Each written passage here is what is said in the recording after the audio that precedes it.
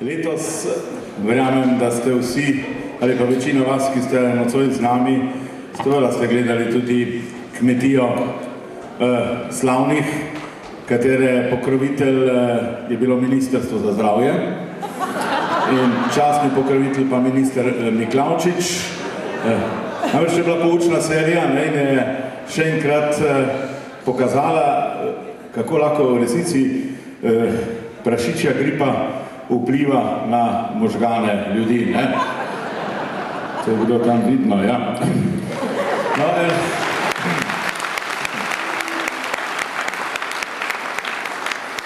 Ena izmed glavnih je seveda bila bodoča kulturna ministrica Latoja. Mislim, da je ona dejansko zato, namreč ena redkih, ki ima pri svojem delu vedno pod glavo poezijo Franceta Prešerna. In tudi recimo Arturju Šterno je pred kamerami takrat zrecitirala pesem Ujetega tiča tožba. Ja, to je bilo nekaj posebnega takrat.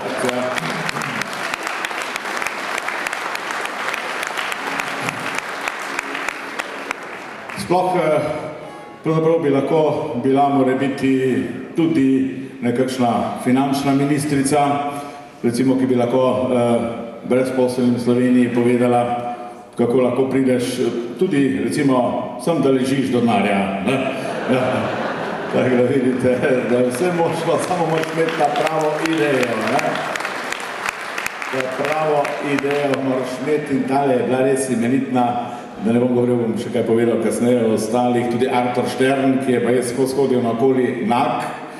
In zdaj se je izvedelo, da zato, ker ne more zadržati vode. In predno bi ga našel, bi se seveda razpolulal. To je bilo nekaj neverjetnega, lušna serija.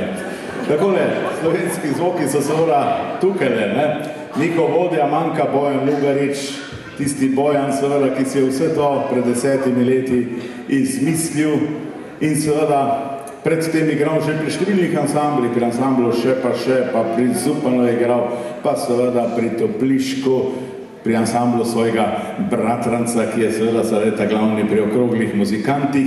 Ampak morebiti vsega tega ne bi bilo, če seveda ne bi hodil tolikokrat v Intermarket, tukaj v Brežice, in tam seveda spoznal svojo Tinco in se zaljubil in potem je seveda bila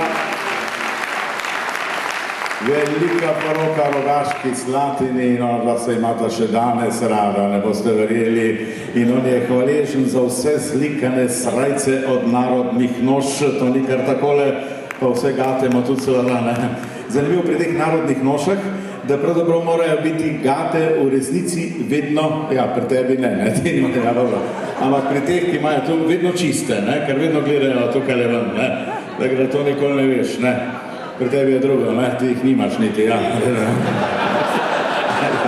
Jože, dobro.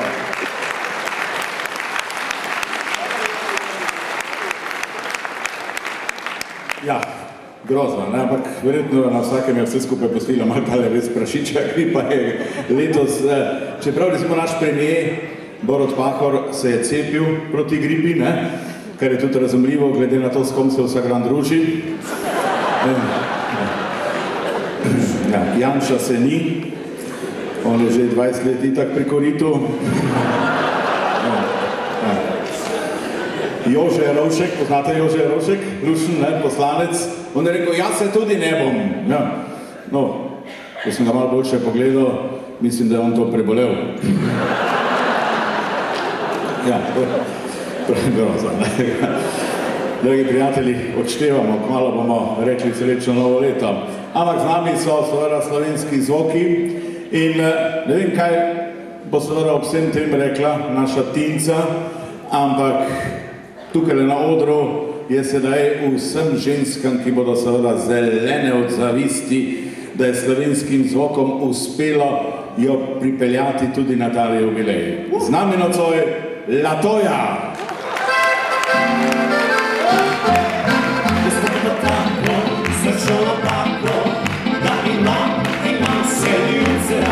Jest to tako, zaczęło tako,